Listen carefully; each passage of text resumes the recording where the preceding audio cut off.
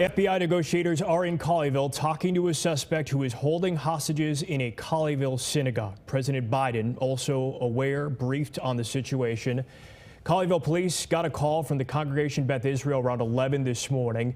It is not clear how many people were being held inside nor their identities. Police say there are no injuries at this time.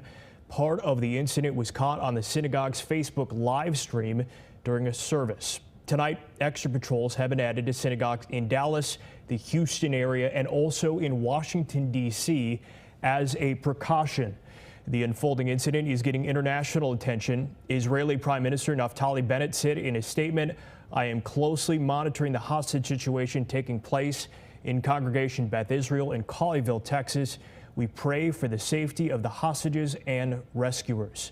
We want to go live now to Fox 4's Davis and Tendry at the scene in Colleyville. Yeah, Blake, Colleyville police just put out some information that at least one person has been released from that hostage situation. That just coming down minutes ago. But again, investigators are calling this a hostage situation over at Congregation Beth Israel, which is just about a half mile behind me here in Colleyville.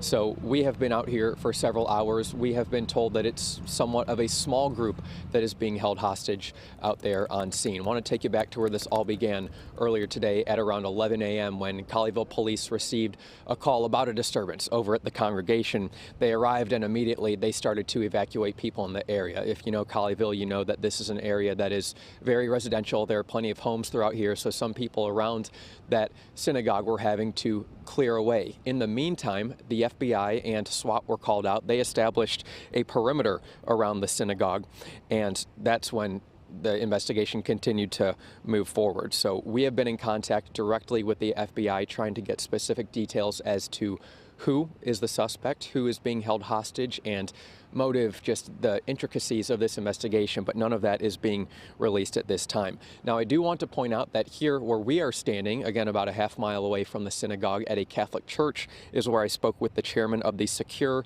Community Network just a few hours ago. If you're asking what that network is, well, they utilize online intelligence to try and prevent attacks on Jewish institutions throughout the country. They said they were alerted about this earlier this morning, and after it contacted authorities, specifically the FBI, some of its members came out to the scene. Here's what one of them had to say. It's hard to describe that we use Jewish institutions as leverages against issues that occur around the world, and the entire Jewish community of the world knows about this issue, knows about what has happened here today. I've spoken to a number of people in Israel and a number of people across the United States, and we are standing here with the families of these people and hoping and praying for their safety. Now, the synagogue's morning services were being live streamed on Facebook earlier today, and we say they were being live streamed earlier today when the hostage situation initially took place. You could hear audio of what was believed to be the suspect communicating with some of the people inside and listing specific demands, talking about a motive. We're pointing that out, but at the same time, investigators have not confirmed those details as far as the motive and people who were inside to us, but just wanted to put that out there right now. Again, that was on Facebook Live this morning. Here at the scene is, again, about a half mile from the church. We're waiting to get more updates from the FBI, who we have been in contact with throughout the afternoon. But for right now, I'll send it back to you, Blake.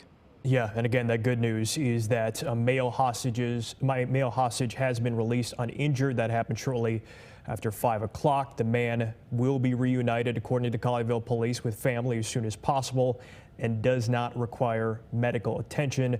Also, an update that FBI crisis negotiators say that they are still in contact with that person who took the hostages inside.